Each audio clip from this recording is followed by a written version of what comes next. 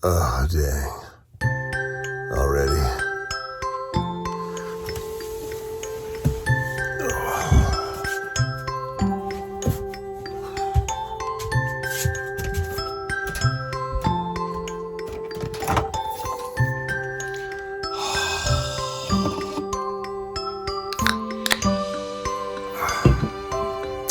I have a problem.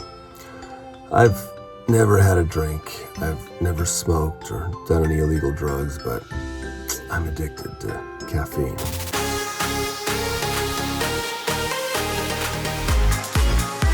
What's up guys, Trevor here, Hollywood editor turned realtor and video coach. On this channel I teach you to create better videos so you can sell more houses and stuff. So go ahead and hit that subscribe button right down there and whack the bell so you are sure to catch my future content. You don't want to miss out, man. I have 2 diagnosed medical conditions that affect my life every single day.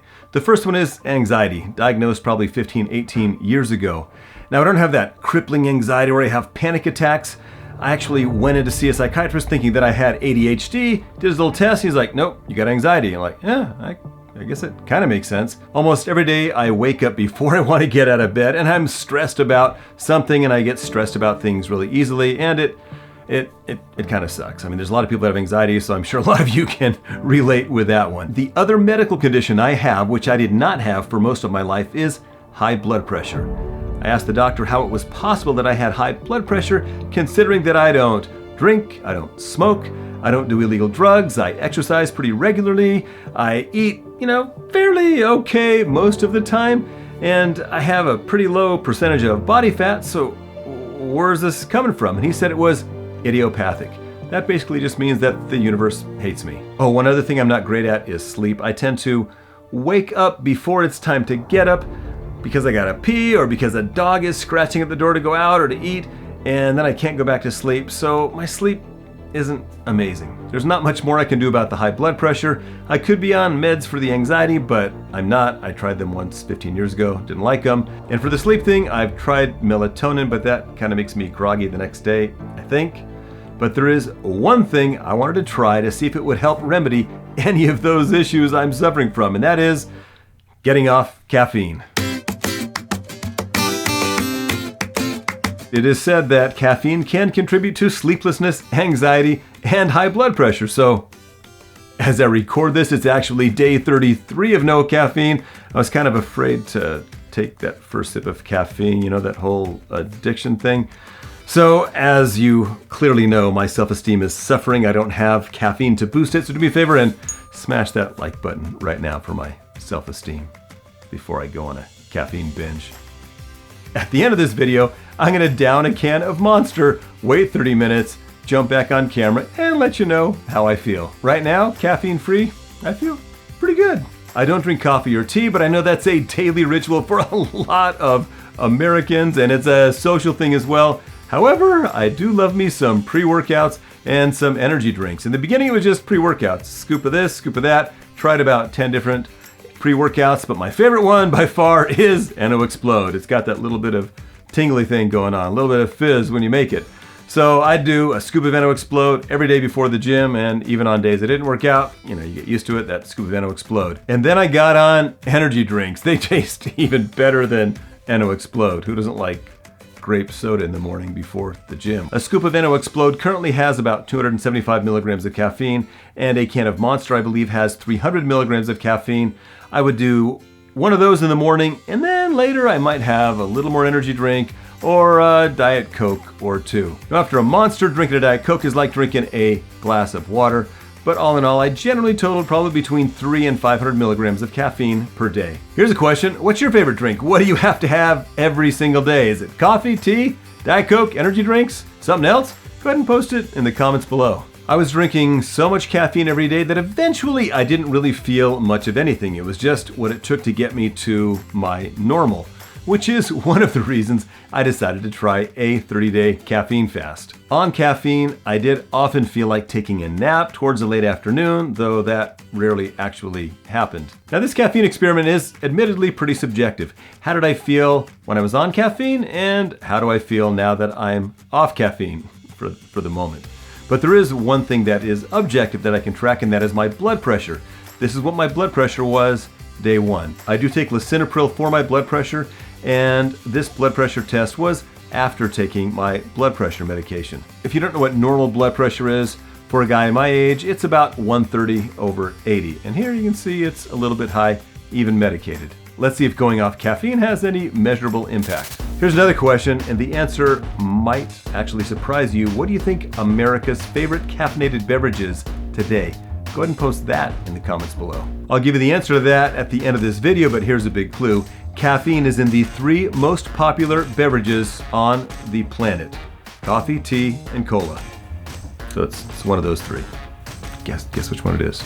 The FDA says that about 400 milligrams of caffeine a day is safe for most healthy adults that aren't pregnant. The half-life of caffeine is about 4 hours. That means when half the caffeine is out of your system. But for it to be all the way out of your system, it usually takes about 12 hours. If you're a caffeine user and you wake up groggy every single morning, it's probably because you're suffering from caffeine withdrawal, which is fixed when you have that next cup of coffee. So yeah, you kind of become dependent.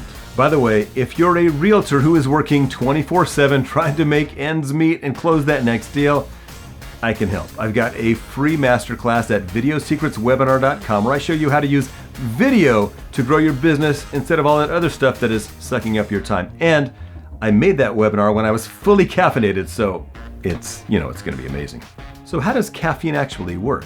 Well, caffeine resembles the neurotransmitter adenosine, which is a substance that transmits nerve impulses in the brain. Our brain cells have adenosine receptors. Now, normally adenosine bonds to these receptors, and that makes us sleepy and promotes relaxation. Because caffeine resembles adenosine, caffeine can bond to these adenosine receptors, preventing adenosine from bonding to the receptors, and that makes us feel more energetic and actually releases more of our favorite brain chemical, which is dopamine.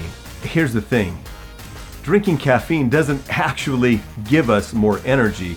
It just fools us into thinking that we are not tired, so we act like we have more energy. So caffeine's kind of scamming us. However, there is some evidence that about 250 milligrams of caffeine a day, which is about 2 to 3 cups of coffee, can increase alertness, increase concentration, reduce stress, and actually increase your lifespan. It may also reduce heart failure risk. I'm no doctor, I haven't seen the study, but I have read it on the internet, so I'm sure it's true. From what I've experienced from long-term caffeine use, caffeine has diminishing returns. Over time, caffeine doesn't work as well, so you need more and more to get the same benefits.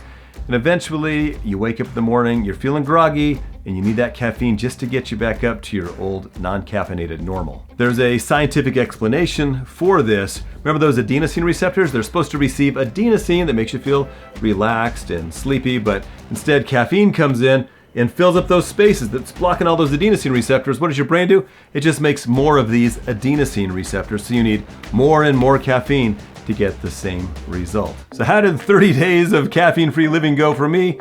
Well, it was probably a terrible time to do such a test because I've been traveling full-time for months. In fact, we traveled over 3,000 miles in the last 10 or 12 days, changing time zones obviously frequently. With that said, day 1, I was expecting to feel a headache, and I have felt headaches in the past when I've gone off caffeine briefly. This time, I didn't, so I was pleasantly surprised with that one. Day 2, I took a 3-hour nap at 7 p.m. Needless to say, that jacked up my normally crappy sleep. Day 3, I ended up taking a 1-hour nap, and I think that was the last of the naps. In the beginning of this whole caffeine-free living, I was doing my CrossFit workout pretty faithfully several times a week, even though we were on the road. But the last 10 to 14 days, I just kind of stopped. Now I could say, oh, it's because I was traveling, whatever, but dude, I've been obsessed with working out for about 30 years, and didn't matter if I was on a cruise ship or traveling, whatever, I'd find a way to work out, and just kind of flaked out the last couple weeks. So how is my daily energy without caffeine? Well, I think it took me a little bit longer to get going in the morning without caffeine, and without caffeine, I was less prone to being overly talkative at the gym like I have been in the past, where I have been really caffeinated and said some, marginally inappropriate things. Sorry about that, Heidi. Subjectively, I think my energy has been a little bit more even throughout the day instead of the big high followed by a crash. Although still in the afternoons, I often feel like I want a nap, I just never have time to take one. My sleep still feels kind of erratic. I don't go to bed at the same time every day, and I don't get up at the same time every morning, and I generally stay up way too late, and I often stare at a screen right before I'm going to sleep, so I'm doing everything wrong in terms of sleep. I do track my sleep with my Whoop right here, and this is what my sleep has looked like over the last little bit. It's showing the percentage of sleep I've gotten compared to what I should have gotten. Has being off caffeine helped my sleep? I don't really think it's made a difference. What about that one objective thing I can track, my blood pressure? Well, here's my blood pressure, day 30. The 30 days are over. Thank goodness for that.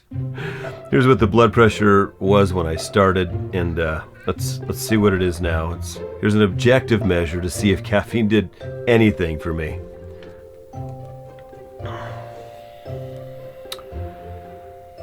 And this is about 2 hours after taking my blood pressure medication, so I would say going off caffeine had pretty much no impact on my blood pressure. Slightly different, but I don't think significant. Your blood pressure can vary throughout the day depending on what time you take it and when you took your medication, etc.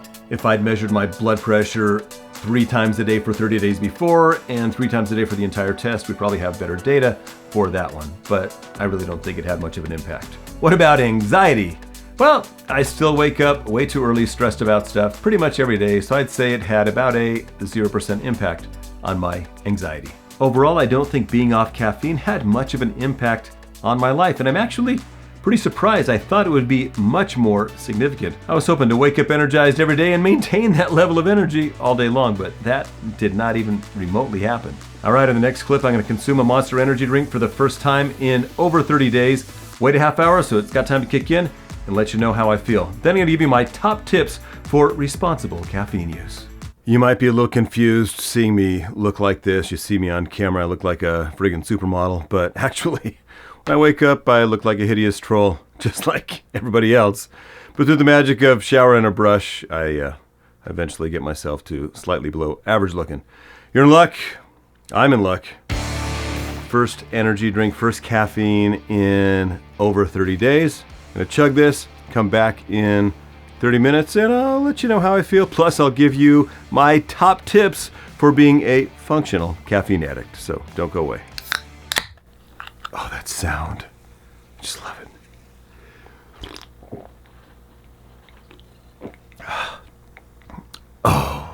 Oh yeah. I'm feeling happier already. Well, it's actually been about 2 hours since I had my first Monster in over a month, and for about 10 minutes I felt, woohoo, amazing! Only felt that way a few times off caffeine, and now I just feel kinda normal. Knowing what I know now and after this experiment, am I gonna go off caffeine forever? No way, dude.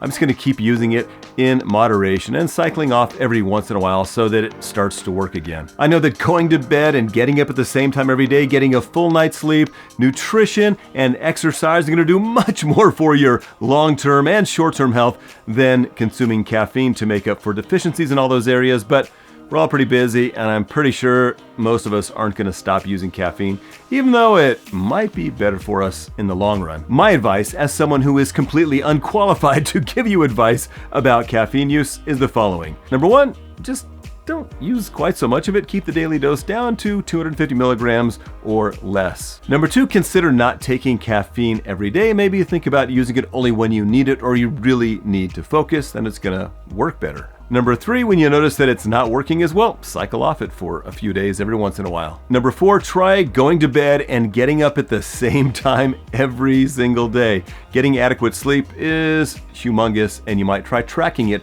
with something like a Whoop, because everybody has different sleep needs, and just because you're in bed for, say, 8 hours doesn't mean you've gotten 8 hours of sleep. Number 5, diet and exercise, but that's also another couple videos. Number 6, stop drinking caffeine about 10 hours before bed because it'll stay in your system probably for 12 to 14 hours. Oh, and that question I asked a little bit earlier, what is America's favorite caffeinated drink right now? In 1975, caffeinated beverages surpassed coffee as America's favorite caffeinated drink.